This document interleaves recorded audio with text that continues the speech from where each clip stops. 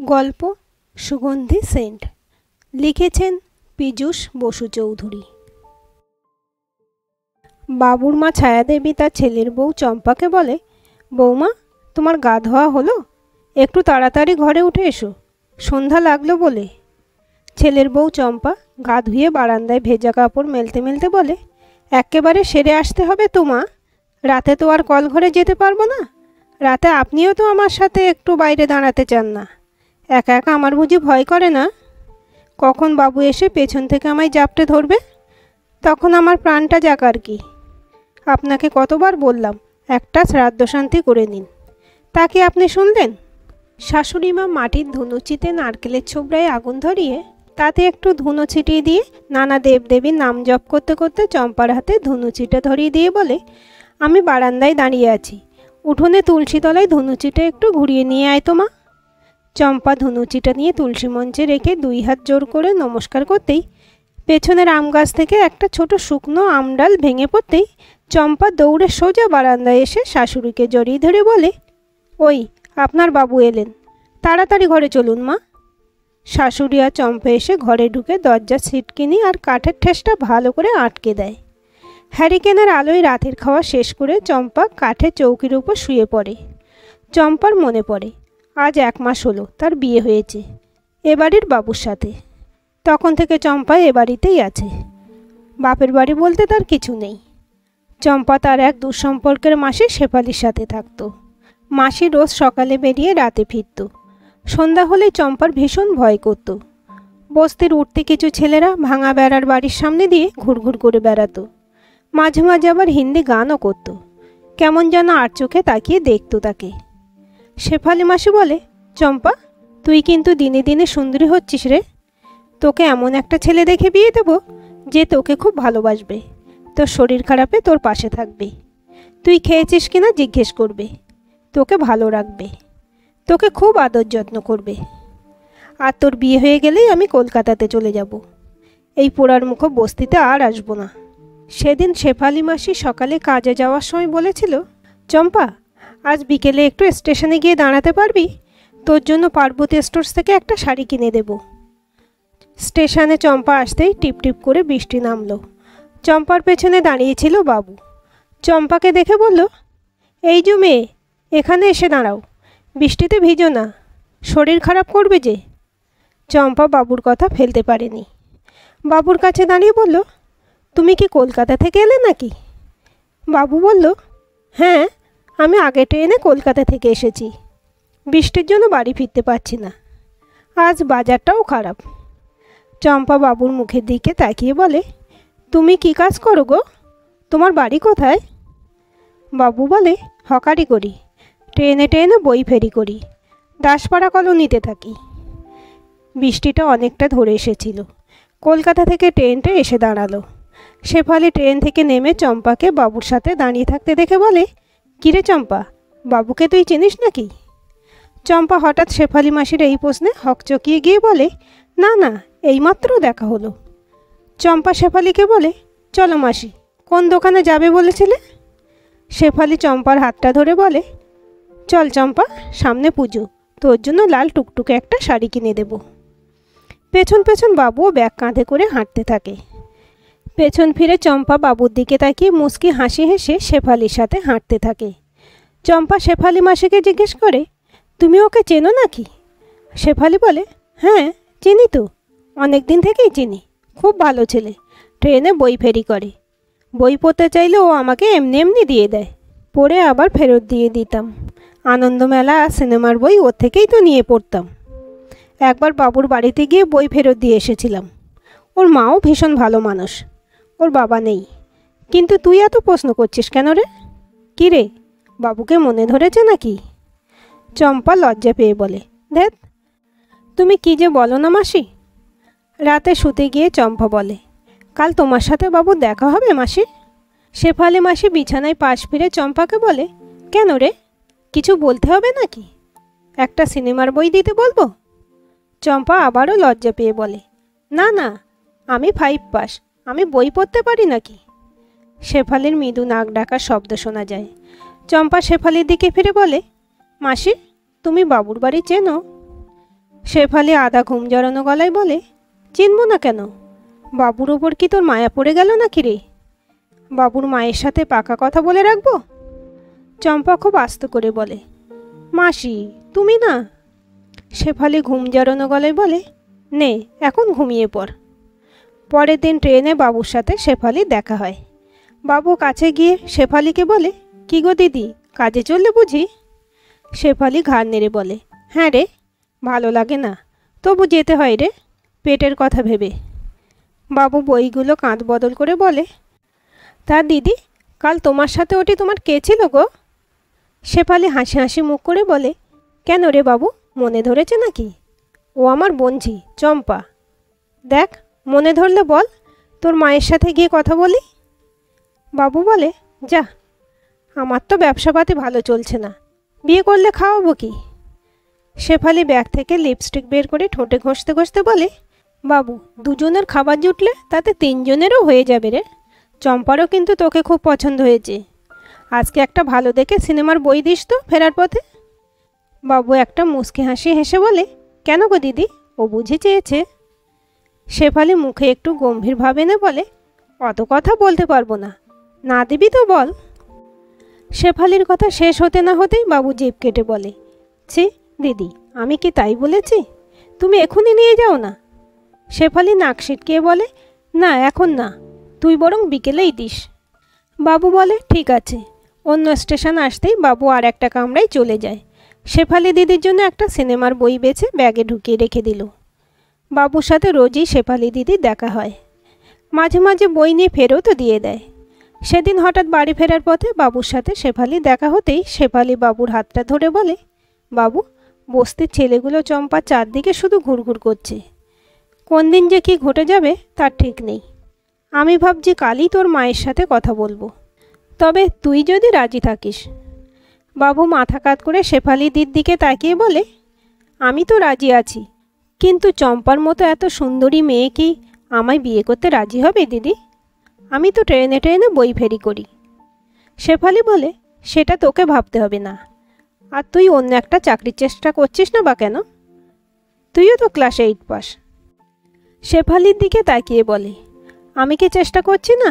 সবাইকে বলে রেখেছি, ওরা চাকরির খোঁজ পেলেই আমাকে জানাবে। কয়েকদিন পরেই বাবু আর চম্পাকে কালীতলা জাগ্রত মায়ের মন্দিরে নিয়ে বাবুর মা শেফালি 4 হাত এক করে দিল। রূপে গুণে চম্পা বাবুর মায়ের মন জয় করে নিল। বাবু তার বউ চম্পাকে ভীষণ ভালোবাসে। চম্পা যখন যা নিয়ে আসতে বলে ফেরার পথে তাই নিয়ে আসে বাবু। মা ছেলে আর বউয়ের সংসার বেশ আনন্দেই কেটে যাচ্ছিল। সেদিন বাবু বাড়ি থেকে বের হওয়ার সময় চম্পাকে বলে গেল, ফিরতে একটু দেরি হতে পারে, সাবধানে থাকিস কিন্তু। পারলে কলকাতায় তোর মাসির খোঁজটা করে আসব। ট্রেনে উঠে সে হাঁক দেয়, বই নেবে গো বই, সিনেমার বই, অন্যান্য লোক নেবে গো, হাফ দামে। কিন্তু কেউ তার থেকে বই কেনে না। বাবু একটু হতাশ হয়ে পড়ে। এভাবে রোজ খালি হাতে ফিরলে তার আর চম্পার সংসার চলবে কিভাবে? সামনে দুর্গাপূজা, টাকা না হলে চম্পাকে লাল ডুরে শাড়ি কিনে দেবে কিভাবে? চম্পা আবদার করেছে তার জন্য একটা সুন্দর আয়না কিনে দিতে হবে। বিকেলে বারান্দায় বসে সে লিপস্টিক আর নেল পালিশ দিয়ে সাজবে। দামে কুলোলে একটা সুগন্ধি সেন্টও তাকে এনে দিতে হবে। কিন্তু সেন্টের দাম তো অনেক টাকা, তা সারাদিনের আয়ে তা কুলোবে না। পরের দিন শিয়ালদহ স্টেশনে নামতেই দেখা হয়ে গেল ছেনুর সাথে। বাবু বলে, কিরে ছেনু, কোথা যাচ্ছিস? ছেনু মাথার চুল চিরুনি দিয়ে ঠিক করতে করতে বলে, আরে বাবু যে, এই তো তোর কথাই ভাবছিলাম রে, কাজ আছে, করবি নাকি? বাবু বইগুলো বেঞ্চের উপর রেখে বলে, সত্যি গুরু, আমাকে কাজে নিবি ভাই? ছেনু বলে, তুই কি এখনই আমার সাথে বর্ধমানে যেতে পারবি? কালকের থেকে কাজ শুরু হবে। তোর মোবাইল নেই বলে তোকে খবরটা আগে দিতে পারিনি। 15 দিন পর 2 দিন ছুটি, প্রতিদিন 500 টাকা, থাকা খাওয়া মালিকের। বাবু ছেনুর হাত ধরে বলে, আমাকে কাজে নেবে তোর মালিক? ছেনু বাবুর হাতটা ছাড়িয়ে নিয়ে বলে, আমি তো বলছি তোকে কাজে লাগিয়ে দেবই, কিন্তু এই ছেঁড়া জামা ছেড়ে তুই আমার ব্যাগ থেকে একটা ভালো জামা পরে নে। ছেনুর কথা মতো বাবু নিজের জামা বদলে নিয়ে ও ছেঁড়া জামা স্টেশনের বেঞ্চের উপর রেখে ছেনুর সাথে বর্ধমানে ট্রেনে উঠে বসে। ট্রেনে উঠে বাবু বলে, ছেনু, তুই তো বাড়িতে বলে এসেছিস ভাই, আমি তো বাড়িতে বলতেও পারলাম না। আমার চম্পার তো মোবাইলও নেই। আমার মা বউ তো চিন্তা করবে রে। ছেনু বলে, তাহলে তুই নেমে পড়, তোর চাকরিটা তাহলে আর হবে না। মানিকদা একবার লোক নিয়ে নিলে কাউকে বাদ দিয়ে তো তোকে আর নিতে পারবে না। 15 দিনের ব্যাপার তো, পরের বার জানিয়ে আসবি। প্রজেক্টের কাজ অনেক দিন চলবে, বছর 3-4 আর চাকরির চিন্তা করতে হবে না। মাসে 14,000 টাকা। বর্ধমান স্টেশনে নেমে সেখান থেকে মাইল কয়েক দূরে বিশাল জায়গা নিয়ে হাসপাতাল তৈরির কাজ শুরু হবে। শ্রমিকদেরও থাকার ঘরও তৈরি হয়ে গেছে। ছেনু বাবুকে সঙ্গে নিয়ে অফিসে নিয়ে গিয়ে মানিকদাকে বলে, দাদা আমরা এসেছি, কাল থেকে তোমার কাজে লেগে পড়ব। মানিকদা ফাইল আলমারিতে রাখতে রাখতে বলে, কাল থেকে তুই আর বাবু দুটো খাতা নিয়ে একটাই সিমেন্ট আর একটাই মার্বেলের হিসেব রাখবি। কিরে, পারবি তো? দিনে কত মাল ঢুকছে, কত মাল বের হচ্ছে তার হিসেব রাখতে হবে। 15 দিন অন্তর মাইনে পাবি, 15 দিন পর 2 দিনের ছুটি পাবি। বাবু ঘাড় নেড়ে রাজি হয়ে গেল। রাতে খাওয়া দাওয়ার পর শুয়ে শুয়ে বাবু ভাবে, সে তো বাড়িতে কিছু জানাতে পারেনি। চম্পা তার মা এতক্ষণে হয়তো কেঁদে কেটে পাড়ার পঞ্চায়েতের কাকাকে নিয়ে থানায় গিয়েছে। চম্পার কাছে একটা মোবাইল থাকলে সে বাড়িতে জানিয়ে দিতে পারত। সে তো ছেনুর সাথে হঠাৎ চলে এসেছে, বইগুলো সুবলদার চায়ের দোকানে রেখে এসেছে। কিন্তু তার গায়ের ছেঁড়া জামার হকার কার্ডটা স্টেশনে ফেলে আসা ঠিক হয়নি। এসব ভাবতে ভাবতে বাবু আর ছেনু দুজনেই ঘুমিয়ে পড়ে। পরের দিন থেকে দুজনে কাজে লেগে পড়ল। কাজের মধ্যে থেকে বাবু বাড়ির কথা ভুলেই যায়। সারা মাঠটা সার্চলাইটের আলোয় ভরে গেছে, রাতটা যেন দিন হয়ে গেছে।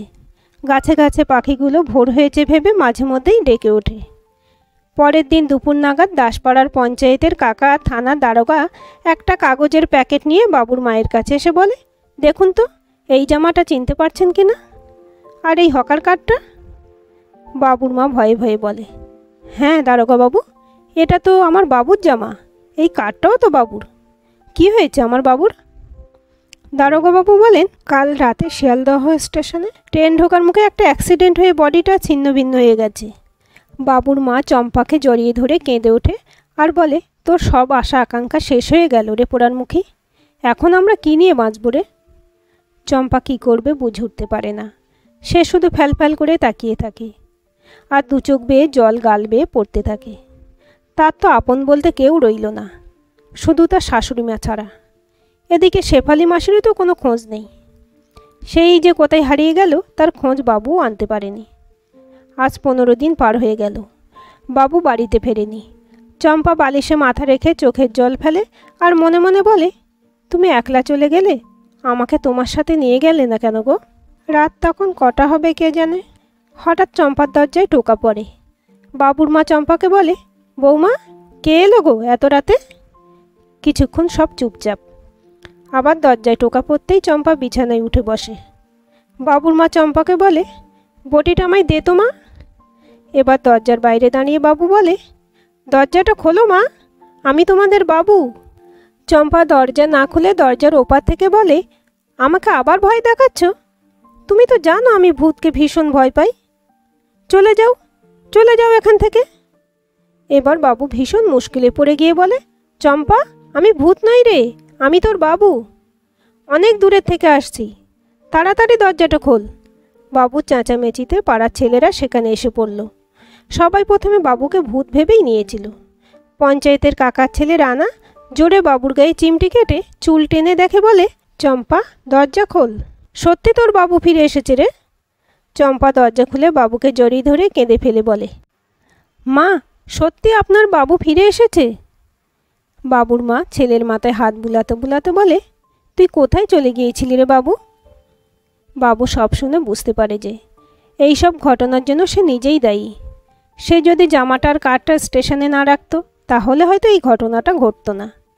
পাড়ার ছেলেরা বলল, তোর দুর্ঘটনার খবর শুনে পাড়ার সব ছেলেরা তোর বাড়ির পাহারার ব্যবস্থা করেছিলাম, রাতে চম্পা যাতে আর ভূত দেখে ভয় না পায়। আজ থেকে রাতের পাহারা বন্ধ। বাবুর মা হ্যারিকেন নিয়ে আলু সিদ্ধ ভাত রাঁধতে রান্নাঘরের দিকে এগিয়ে গেল। চম্পা বাবুর কানের কাছে মুখ নিয়ে বলে, আমার জন্য একটা সুগন্ধি সেন্ট এনেছো তো?